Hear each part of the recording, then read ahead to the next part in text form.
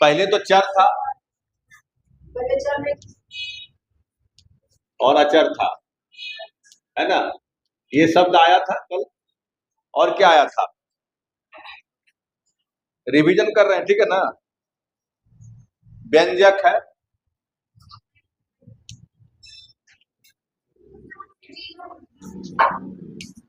पद है,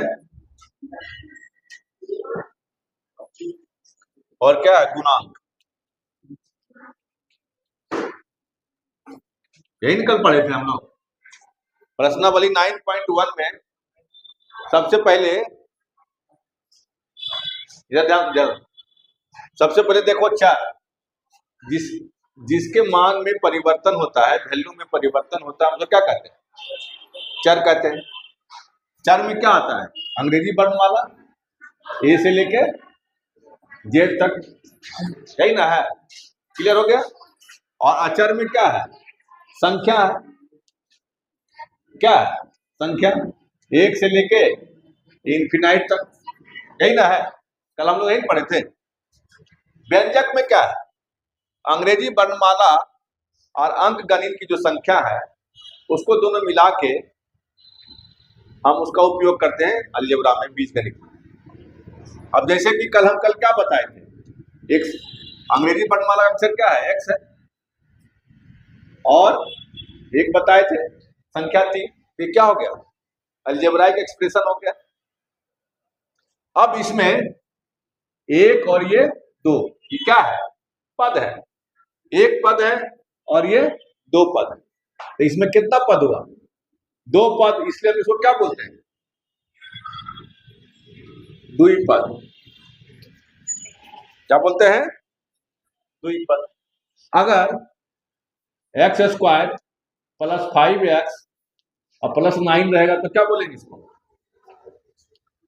एक पद, दो पद और 3 पद, तो कितना हो गया, 3 पद। ऐसे 4, 5 पढ़ते जाएगा, लेकिन ज्यादातर 2 और 3 का उपयोग होता है, 4, 5 भी जाता है, ठीक है ना, आगे जाके पढ़ोगे आगे क्लास में। अभी इतना ही समझ लो, द्विपद और त्रिपद। अब गुणांक में क्या होता है कि जैसे कि मान लो यहाँ पे हम, ये गुणांक है, गुणांक क्या है, गुना है और अंक भी है, क्या है, इसके नाम से ही समझ लो कि संधि विच्छेद अगर करेंगे तो गुना और अंक हो जाएगा, तो क्या हो गया गुणांक। तो मान लो 3y है, तो यहाँ क्या है, यहाँ कुछ नहीं है, तो क्या है, गुना है, तो 3y क्या हो, तो इसका गुणांक क्या है, 3 है।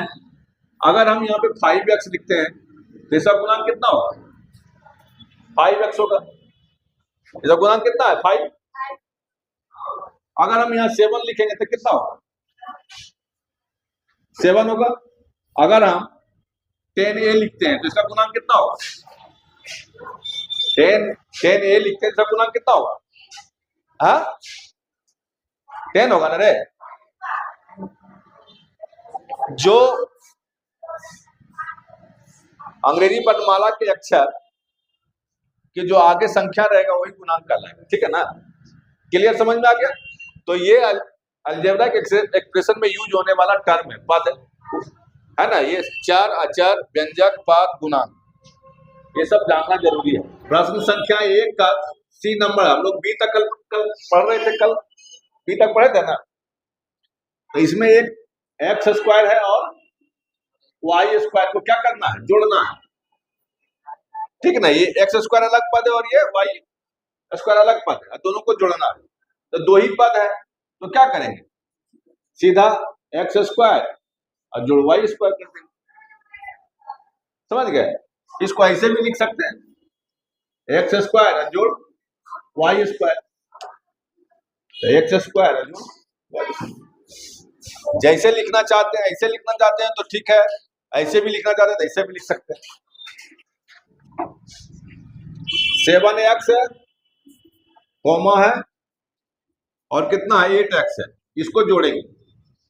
सबसे पहले पहला और यहाँ पे क्या है, -8x, इसको जोड़ेंगे।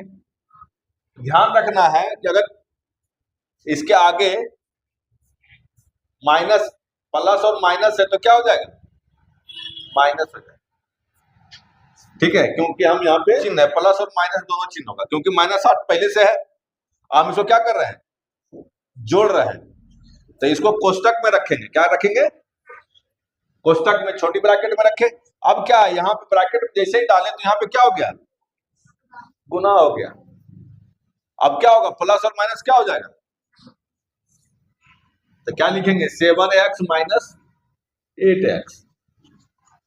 दूसरा विधि से इसे लिख सकते हैं, 7x जोड़ माइनस 8x, ठीक है ना, ऐसे भी लिख सकते हैं और ऐसे भी लिख सकते हैं। अब पहले बता दिए कि माइनस और प्लस क्या हो जाएगा, 7x माइनस 8x।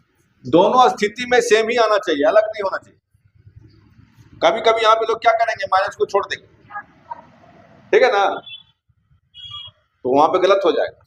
दोनों परिस्थिति में आंसर एक ही आना चाहिए।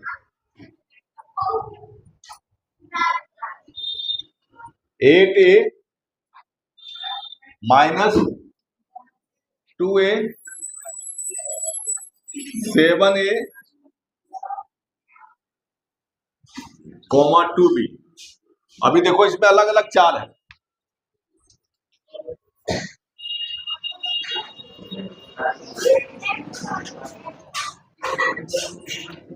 इसमें 8a लिखेंगे, हमको क्या करना है, जोड़ना है, प्लस कर देंगे, इसको अंदर रखेंगे ब्रैकेट में, 2a को प्लस 7a प्लस 2b।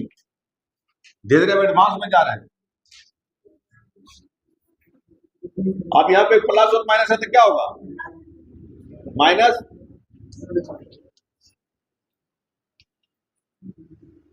अब देखना है कि यहाँ पे ए है और यहाँ पे भी ए है, तो जो सेम अल्फाबेट का रहेगा उसको एक साथ जोड़ेंगे। 8 है, यहाँ पे कुछ नहीं तो क्या है, प्लस है ना, प्लस और प्लस कितना है, तो 8 7 कितना होगा, 15a, और यहाँ पे माइनस में 2 है, 8 7 15 हो गया, और माइनस 2a और प्लस 2b। पहले प्लस में जो था एक साथ जोड़ दिए, अब क्या है, यहाँ माइनस है, तो 15 में से कितना, 2 जगह कितना बचेगा, 13 और 2b, यही आंसर। इसी तरह f है, 8x माइनस 2x और माइनस 6x, सबको जोड़ना है। 8x plus minus 2x minus plus minus 6x, ठीक है ना। यहां पे पहले बता दिए थे प्लस और माइनस क्या हो जाएगा, माइनस, यहां पे भी क्या हो जाएगा। अभी देखो ये प्लस में और ये दोनों माइनस में है, तो माइनस माइनस को एक साथ जोड़ देंगे, क्या करेंगे, तो यहाँ पे 8x हो गया, और इसको जोड़ेंगे कितना होगा, माइनस 8x। अब यहाँ भी माइनस 8x में, माइनस 8x में घटा देंगे, कितना बचेगा, कितना होगा, 0 आंसर होगा, समझे, कितना आंसर है, देखो 0 है।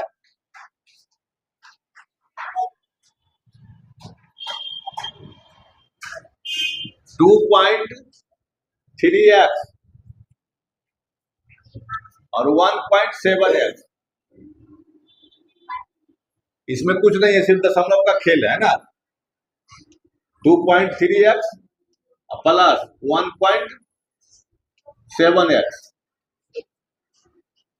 दशमलव में कुछ नहीं है, इसमें ध्यान रखना है। 2.3 और 1.3 को 1.7 को क्या करेंगे, एक साथ जोड़ देंगे, 7 3 10 के सुनना, बाकी 2 1 3 1, ये 4 हो गया। 4.0, 4.0 का मतलब क्या होता है, 0 के बाद दशमलव, दशमलव के बाद 0 का कोई वैल्यू नहीं होता, हम इसको 4 भी लिख सकते हैं, ठीक है ना, और 4.0 भी लिख सकते हैं, जैसे लिखना चाहते हो लिख सकते हो।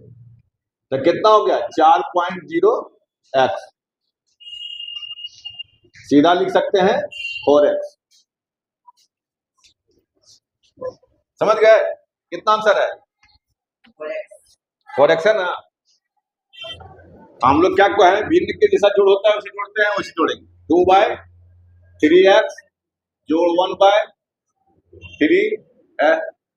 और क्या हो गया -x। इसको हम, ये x का मतलब ये होता है कि ऊपर में x है, ध्यान रखना है। कभी कभी कोई बच्चा कंफ्यूज कर देता है, 2/3x में कंफ्यूज कर जाता है, कभी ये 2/3x लिख देता है। ये कभी नहीं होगा, ध्यान रखना। ये जब भी होगा इधर करेगा तो x कहाँ है? ऊपर। इसको हम ऐसे भी लिख सकते हैं, तुमको तोड़ के अलग अलग करके दिखा देते हैं। 2/3 है और यहाँ पे x का मतलब क्या है?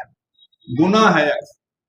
हम इसको यहाँ पे ऐसे भी लिख सकते हैं, और जब इसको गुना करेंगे और इसको गुना करेंगे कितना होगा? 2x/3 होगा ना। क्लियर, समझ में आया? तो हम इसको आसानी करने के लिए 2x/3 लिख सकते हैं ना, और x/3 लिख सकते हैं ना।